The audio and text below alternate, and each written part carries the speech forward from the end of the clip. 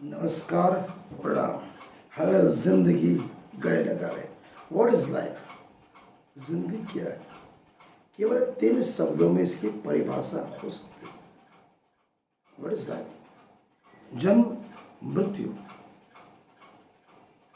और काल। जिन्हें मृत्यु, काल एवं भावी, ये तीन स्वरूप हर एक मनुष्य के दिन में पलटने वाले पास है। लेकिन क्या है?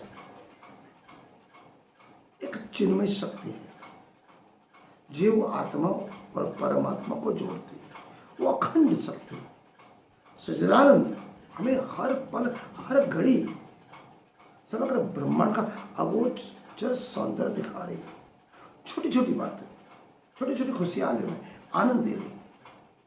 वो अखंड चैतन्य धारा, उसकी अनुभूति।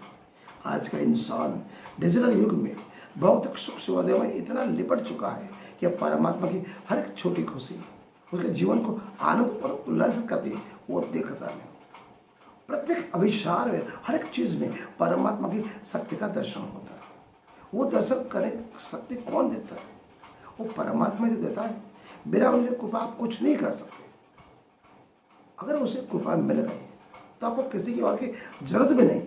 किसी भी परिस्थिति में, किसी भी काल में असत्य नहीं रहती, अप्रिय नहीं होती, अलग नहीं होती। ऐसा कुछ कहनार तो मैं एक बोलता हूँ कि जीवन में तत्व विचार होना चाहिए। भारतीय दर्शन, बौद्ध अध्यात्म दर्शन बहुत उत्कृष्ट परंपरा है, जिनकी को जीवने की, जिनकी को समझने की, जिनके जीने की एक ऐसी पवित्र विचारधारा जहाँ पर आपको अगर इसको सिस्टम को अगर आपने फॉलो किया तो जीवन भर आप आनंद और उल्लास से रहते हैं। आजकल लोग बिना चाहे अनचाहे केवल जिंदगी उसके ऊपर गुजार रहे हैं। न कोई उद्देश्य है, न कोई लक्ष्य है। आश्चर्य है, खुशी ना खुशी, एक क्षण खुशी, दूसरे क्षण ना खुशी। जिनकी ऐसे बेरे जैसे नदी की धारा अपने आप चल रही है।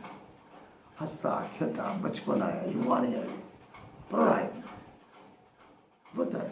कब आए कब गए पता नहीं। ऐसे विचार को मैं समझ रहा हूँ कि बदकाल में हमें ये सोचना चाहिए कि हम इस दुनिया में क्यों आए। हंसती खेलती जिंदगी तो जी तो रहे, लेकिन वो जिंदगी का हर पल, एक पल खुशी, एक पल ना खुशी, क्यों? क्या परमात्मा हमारे पास कुछ कार्य तो नहीं करवाना चाहता? अगर हम उसके उत्कृष्ट संतान हैं, उनकी उत्कृष्ट रचना है, तो कुछ न कुछ उद्देश्य के लिए तो हमें यहाँ भेजा होगा ना।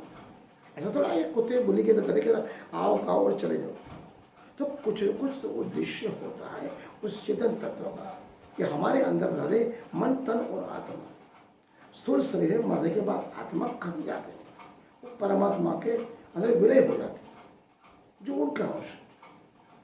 चाहे पुरुष और स्त्री, देह अलग है, संरचना एक है, लेकिन दोनों आत्मा एक है।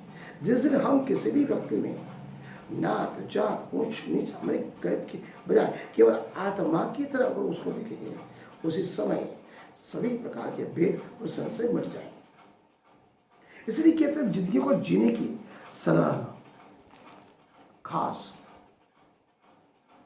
एक वाक्य है, ट्रू लाइफ। एक अंग्रेजी का मतलब ट्रू लाइफ क्या क्या मतलब? जिंदगी।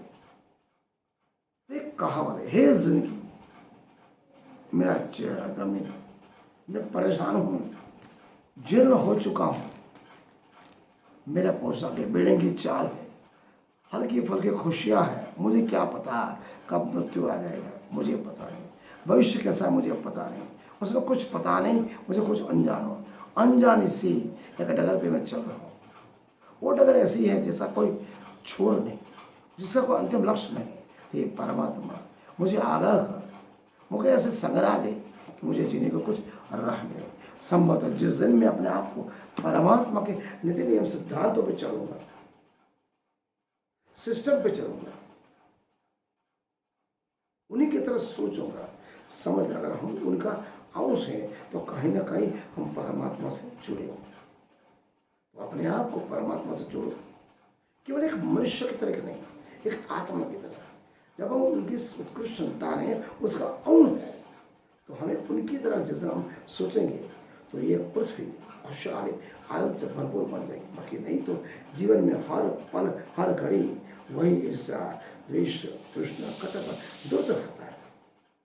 जीवन जीने का कोई उद्देश्य नहीं। कहते हैं हेल्दी बॉडी मेरे शार्प माइंड। छोटी सी बात है, थोड़ी कड़वी बात है, समझ में आए तो अच्छा, नहीं समझ में आए तो आगे बढ़ाओ। नमस्कार, प्रणाम।